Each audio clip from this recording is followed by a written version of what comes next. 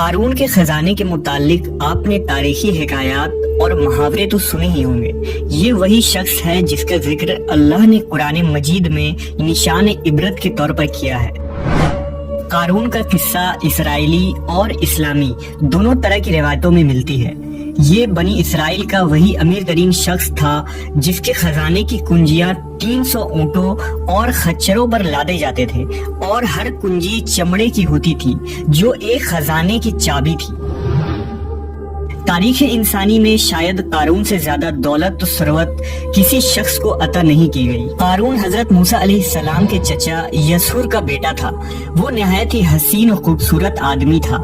یہی وجہ تھی کہ بنی اسرائیل اور قبطی لوگ اسے منور کہا کرتے تھے۔ قارون جوانی میں اپنے قوم کا سب سے با اخلاق اور نیک افراد میں شمار کیا جاتا تھا۔ نیز توریت کا بہت بڑا عالم دین بھی تھا، کیونکہ اس کی پرورش موسیٰ علیہ السلام کے سایہ عاطفت میں ہوئی تھی، اس لیے وہ کتاب کا علم بھی رکھتا تھا اور اچھی آواز کا مالک تھا۔ وہ توریت خوبصورت انداز میں تلاوت کیا کرتا تھا۔ یہی وجہ تھی کہ لوگ اس کا بہت ہی ادب و احترام کیا کرتے تھے۔ قارون ابتدا میں حضرت موسیٰ علیہ السلام پر ایمان لے آیا، اور جب بنی اسرائیل کو قبطیوں کی غلامی سے نجات ملی تو وہ ان کے ساتھ مصر کو چھوڑ کر سرزمین موعود کی طرف ہجرت کر گیا۔ وہاں اس کے حالات ایک دم سے بدل گئے اور اس کے ہاتھ میں بے شمار دولت آئی۔ دیکھتے ہی دیکھتے وہ اپنی قوم کا امیر ترین شخص بن گیا، جس کا ذکر اللہ نے قرآن مجید میں کچھ یوں کیا ہے: بے شک قارون موسیٰ کی قوم سے تھا، پھر اس نے ایک قوم پر زیادتی کی، اور ہم نے اس کو اتنے خزانے دیے جن کی کنجیاں اٹھانا ایک طاقتور جماعت پر بھاری تھی۔ ایک جگہ فرمایا، جب اس سے اس کی قوم نے کہا اتراؤ نہیں، بے شک اللہ اترانے والوں کو پسند نہیں کرتا، اور جو مال تجھے اللہ نے دیا ہے اس کے ذریعے آخرت کا گھر طلب کر، اور دنیا سے اپنا حصہ نہ بھول، اور احسان کر جیسا اللہ نے تجھ پر احسان کیا، اور زمین میں فساد نہ کر، بے شک اللہ فسادیوں کو پسند نہیں کرتا۔ جب زکوٰۃ کا حکم نازل ہوا اور حضرت موسیٰ علیہ السلام نے اس سے عہد لیا تو اس نے یہ وعدہ کیا تھا کہ اپنے مال کا 1000واں حصہ زکوٰۃ نکالے گا۔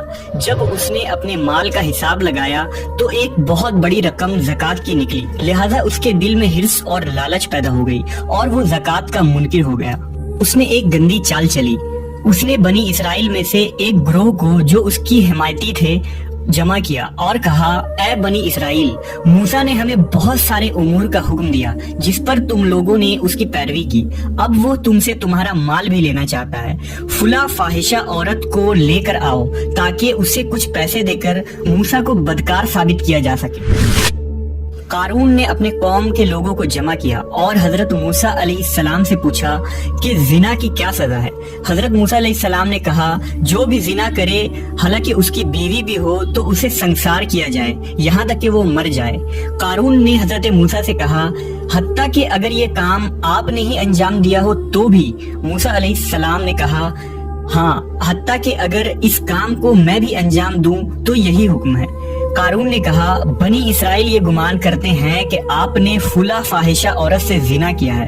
حضرت موسیٰ علیہ السلام نے فرمایا کہ اس عورت کو میرے سامنے لاؤ، لہٰذا وہ عورت بلائی گئی تو آپ نے فرمایا، اے عورت، اس اللہ کی قسم جس نے بنی اسرائیل کے لیے دریا کو پھاڑ دیا اور عافیت و سلامتی کے لیے دریا کے پار کرا کر فرعون سے نجات دی، سچ کہہ دے کہ واقعہ کیا ہے۔ حضرت موسیٰ کے جلال سے عورت سہم کر کانپنے لگی اور اس نے مجمع عام میں صاف صاف کہہ دیا کہ اے اللہ کے نبی، مجھ کو قارون نے کثیر دولت دے کر آپ پر بہتان لگانے کے لیے آمادہ کیا ہے۔ اس وقت حضرت موسیٰ علیہ السلام آبدیدہ ہو کر سجدہ شکر میں گر پڑے اور بحالت سجدہ آپ نے یہ دعا مانگی کہ یا اللہ، قارون پر اپنا قہر و غضب نازل فرما دے۔